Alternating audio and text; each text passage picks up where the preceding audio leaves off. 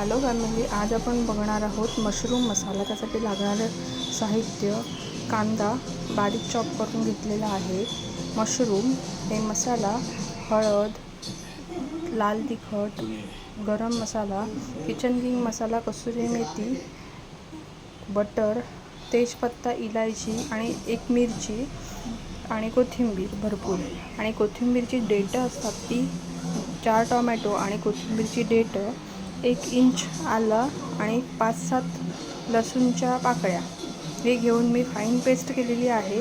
आता आपण याला फोडणी देऊया। फोडणीसाठी मी तेल टाकलेलं आहे। तेलामध्ये जरासं मी जिरं टाकत आहे आणि जिऱ्यानंतर मी लगेच हे बटरचे क्यूब टाकत आहे। तेलामध्ये बटर टाकलं तर बटर करपत नाही, त्यामुळे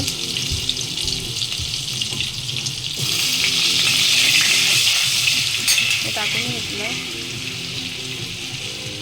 त्याच्यामध्ये तेजपत्ता, बारीक चॉप केलेली हिरवी मिरची हे टाकून घ्यायचं। थोडंसं हलवून घ्यायचं।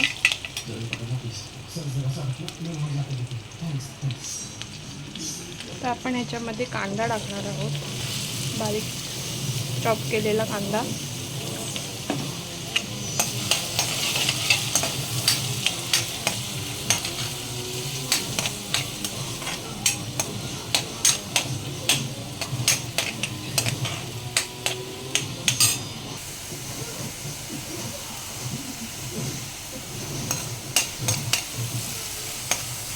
कांद्याला छान आपण पोळून घ्यायचं आहे, थोडासा गोल्डन ब्राऊन होईपर्यंत।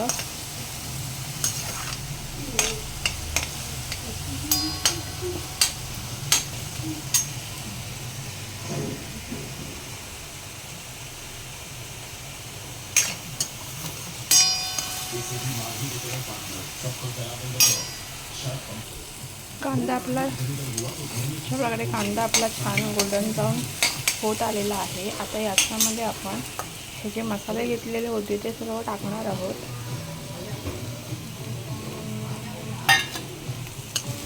एकदा जस्ट फिरून घेणार आहोत, त्यासाठी गॅस थोडा कमी करायचा, कारण आता मसाले आपले जळून जातील। सो हे छान असं परतून घ्यायचं कांद्यामध्ये मसाला सर्व।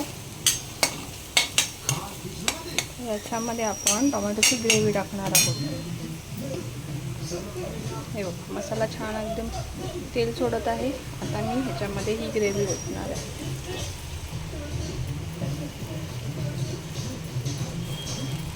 ह्याच्यामध्ये आपण आत्ता सध्या पाणी नाही टाकायचं आहे, ह्या ग्रेव्हीमध्येच फक्त आपण ह्या मसाल्यांना जरासं परतून घेणार आहोत छान। काजूमुळे चांगलं तेल सुटतं या ग्रेव्हीला। सांगायचं विसरली, मला या ग्रेव्हीमध्ये टोमॅटोच्या पेस्ट करताना मी 15 काजू घेतलेले। ग्रेव्हीला असा हा छान असा रंग अजून शिजल्यानंतर सुटतो। तर मी ह्याला छान झाकण ठेवून 5-10 मिनिटासाठी उकळी काढणार आहे।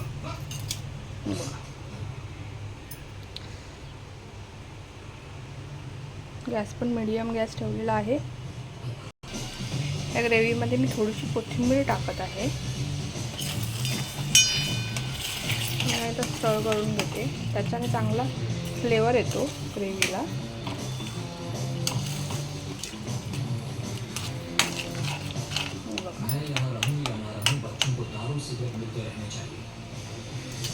ह्याच्यावरती आपण झाकण मारून 5-10 मिनिटं ती चांगली शिजवून घ्यायची।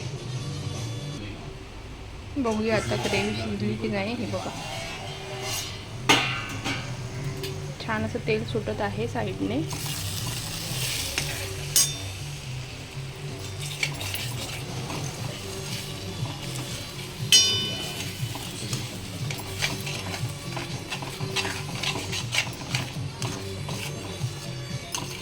तर याच्यामध्ये आपण मशरूम टाकून घेऊ।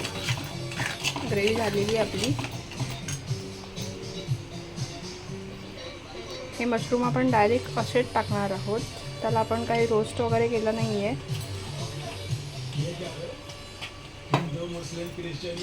ह्याच्याने ह्याचा जो मॉइश्चर असतो ना तो छानपैकी ह्याचं पाणी त्याला सुटून ग्रेव्ही चांगली थिक होणार आहे आपली. त्यामुळे ॲडिशनली काही पाणी वगैरे टाकायची गरज नाही.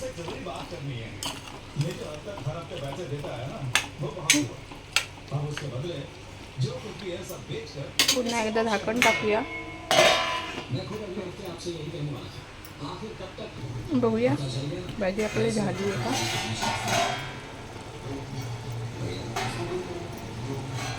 भाजीला छान पाणी सुटलं आहे बघा.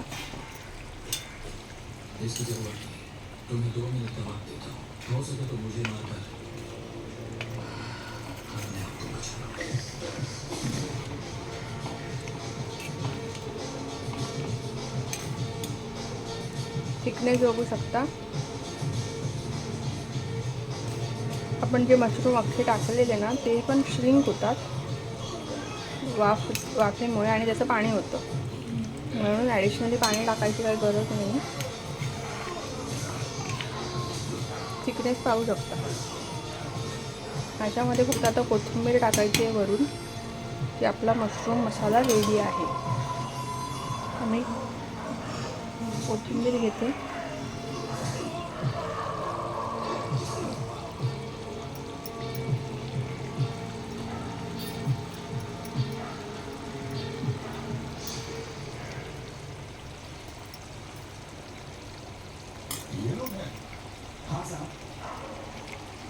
ये पोस्ट और क्राइम फिल्म सब शूट हो रहा है, बहुत तरीके से बना दिया सर.